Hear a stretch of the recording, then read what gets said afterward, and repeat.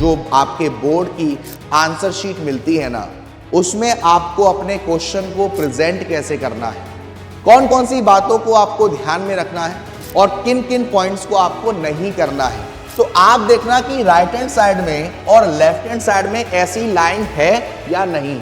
अगर आप किसी आंसर को लिख रहे हो बेटा, तो कोशिश करो कि आप पॉइंट्स वाइज लिखो, बट आप जो भी चीज लिखो ना, कोशिश करना कि आप थोड़ा सा स्पेस लेके लिखो।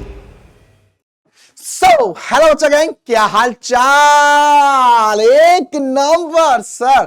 और आपके सामने हाजिर हैं आपके गब्बर सर। कैसे हो गब्बर आर्मी? उम्मीद है आप लोग सभी मस्त, बेहतरीन, सुपर और मक्खन मलाई होंगे, जैसे कि आप हमेशा रहते हैं। तो बेटूस कैसन बा? मस्त बा, सुपर बा, बेहतरीन बा और मक्खन मलाई बा। तो मेरे प्यारे प्यारे बच्चों, आज की वीडियो में मैं आपको बताने वाला हूं कि आप जो आपके बोर्ड की आंसर शीट मिलती है ना, उसमें आपको अपने क्वेश्चन को प्रेजेंट कैसे करना है, कौन कौन सी बातों को आपको ध्यान में रखना है और किन किन पॉइंट्स को आपको नहीं करना है, जिससे आपके मार्क्स और अच्छे आ जाए, जिसमें आपको फुल पूरे पूरे फुल मार्क्स मिले, पूरे पूरे फुल। तो चलिए भाई, तो मैंने आपको समझाने के लिए एक आंसर शीट ली है और आपको जो एग्जाम में आपकी आंसर शीट मिलेगी वो कुछ कुछ इसी तरह की होगी। अब मेक श्योर करना बेटा जी, जब आपको आपकी कॉपी मिले तो आप देखना कि राइट हैंड साइड में और लेफ्ट हैंड साइड में ऐसी लाइन है या नहीं है। राइट हैंड साइड में और लेफ्ट हैंड साइड में ऐसी लाइनें हैं या नहीं है। अगर नहीं है तो कोशिश करिएगा बेटा आप स्केल से ऐसी लाइनें कर लें, दोनों साइड, राइट हैंड साइड और लेफ्ट हैंड साइड। अब मैं आपको बता दूं कि आपका चाहे कोई भी सब्जेक्ट हो, चाहे वो अकाउंटेंसी हो, चाहे वो इकोनॉमिक्स हो, चाहे बीएसटी हो, इवन आपको मालूम है कि आपके अकाउंट्स के एग्जाम में भी थ्योरी भी आती है और ज्यादा ही आती है। तो हम लोग बेटा कौन कौन सी गलतियां करते हैं जब हम थ्योरी के क्वेश्चन लिखते हैं, ध्यान देंगे। सबसे पहली गलती, आप कभी भी अपने क्वेश्चन के आंसर को, आप जो आंसर लिखे ना, वो कभी भी पैराग्राफ में मत लिखो बेटा। मतलब सर, अगर आप किसी आंसर को लिख रहे हो बेटा, तो कोशिश करो कि आप पॉइंट्स वाइज लिखो। इससे क्या होगा बेटा, इससे जो एग्जामिनर होता है ना, जैसे मान लो आपने एक पैराग्राफ लिख दिया, अब इस पैराग्राफ को लिखकर जो एग्जामिनर होता है वो अंदाजा लगा लेता है कि यार 5 नंबर का क्वेश्चन है, 3 नंबर दे दे रहा हूं या 2.5 नंबर दे दे रहा हूं या 4 नंबर दे दे रहा हूं। यही अगर आपने 5 नंबर के क्वेश्चन को पॉइंटर्स में कर दिया, 3 पार्ट्स में कर दिया या 4 पार्ट्स में कर दिया या 2 पार्ट्स में कर दिया, तो आपको मार्क्स मिलने के चांसेस ज्यादा हो जाते हैं। तो सबसे पहली बात, जो भी आपके थ्योरी के क्वेश्चन है बेटा, कोशिश करिएगा उनको आप पैराग्राफ में ना लिखें। सेकंड थिंग, अगर आप एक डिफाइन के बाद किसी ऑब्जेक्टिव को, फीचर्स को, लिमिटेशंस को लिख रहे हो, तो एक लाइन का गैप कर देना बेटा, एक लाइन का गैप कर देना। ऐसा नहीं कि आपने डेफिनेशन लिखी, उसके जस्ट नीचे आपने बिना लाइन छोड़े ऑब्जेक्टिव और लिमिटेशन लिखना शुरू कर दिया। यह गलती बेटा मत करना, क्योंकि एक तरीके से दोबारा से वो क्या बन गया, पैराग्राफ बन गया। दोबारा से क्या बन गया, पैराग्राफ बन गया। जब आपके पास आपका एग्जाम पेपर आता है,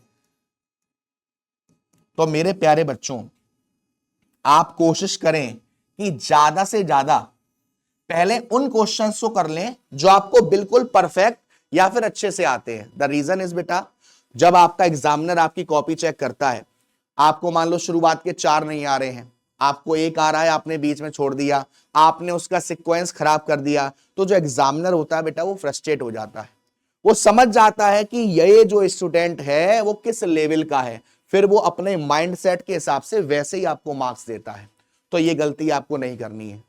फर्क नहीं पड़ता कि आप लास्ट से शुरू कर रहे हो, फर्क नहीं पड़ता कि आप बीच से शुरू कर रहे हो, फर्क नहीं पड़ता आप शुरू से शुरू कर रहे हो, बट द रीजन इज कि जब शुरू करो ना, तो रिदम होना चाहिए और बिल्कुल परफेक्ट होना चाहिए।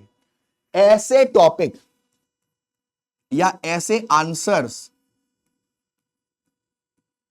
जो आपको लग रहा है बिल्कुल 110% सही लिखा है बेटा, वो तो ठीक है, बट ऐसे क्वेश्चन जो आपको बिल्कुल भी नहीं आते, आपको समझ में ही नहीं आ रहा है इस क्वेश्चन में क्या पूछ रहा है। आप ईमानदारी से क्वेश्चन को पढ़ो, चाहे इंग्लिश में चाहे हिंदी में, आपको कोई ना कोई एक टॉपिक उसमें ऐसा जरूर मिलेगा जो आपको आता हो, आप उसी से रिलेटेड लिख देना बेटा, छोड़ना मत क्वेश्चन, क्वेश्चन को छोड़ना इससे बढ़िया है कुछ ना कुछ उसमें लिखना। क्योंकि बेटा अगर आपने लिखा है उसमें से आपको थोड़ा बहुत भी सही है तो मार्क्स आपके कहीं नहीं गए, मार्क्स आपको मिलेंगे ही मिलेंगे। अगली चीज आती है बच्चों के हैंड राइटिंग की। बहुत सारे बच्चे होते हैं जिनकी हैंड राइटिंग अच्छी होती है, बहुत सारे बच्चे होते हैं जिनकी कुछ ज्यादा ही अच्छी होती है, बहुत सारे बच्चे ऐसे होते हैं जिनको ऑस्कर मिलता है सीधा। तो मेरे प्यारे बच्चों आपके लिए बहुत सिंपल है, ये तो देखो कहने वाली बात है, अब वीडियो मैं बना रहा हूं तो मैं इजीली कह सकता हूं कि आराम से स्लोली लिखना, लेकिन ये आपको मालूम है कि जैसे जैसे एग्जाम का टाइम बढ़ता जाता है, खत्म होने पे आता है, हमारे हाथ ऑटोमेटिकली बहुत तेज तेज चलते हैं। तो कोशिश करिएगा, एग्जामिनर भी जानता है कि इस बच्चे की राइटिंग लास्ट में खराब इसलिए हो गई क्योंकि टाइम नहीं बचा, बट आप जो भी चीज लिखो ना कोशिश करना कि आप थोड़ा सा स्पेस लेके लिखो, थोड़ा सा स्पेस लेके लिखो। इससे क्या होगा बेटा, इससे आपका एक एक वर्ड अच्छे से दिखेगा। क्योंकि देखो अगर मैं इसको चिपका के लिखूं ऐसे, तो यहां कुछ वर्ड ऐसे हो सकते हैं जो एग्जामिनर को समझ में ही नहीं आए और वो सही आंसर को गलत कर दे। तो कोशिश करेगा जब आप आंसर को लिख रहे हो तो हर वर्ड्स को थोड़ा सा अलग अलग करके लिखो ताकि आपके जो आंसर्स हैं वो थोड़े ज्यादा है।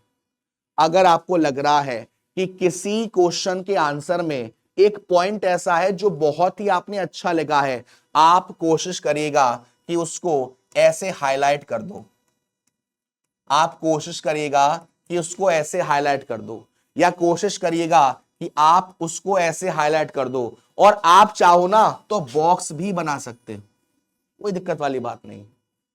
हाईलाइट करना है ना, मेन फीचर मैंने ये लिखा है, मेन पॉइंट मैंने लिखा है, एग्जामिनर भाई देखो मैंने इतनी मेहनत करी है और उसके बाद लिखा है, ठीक है।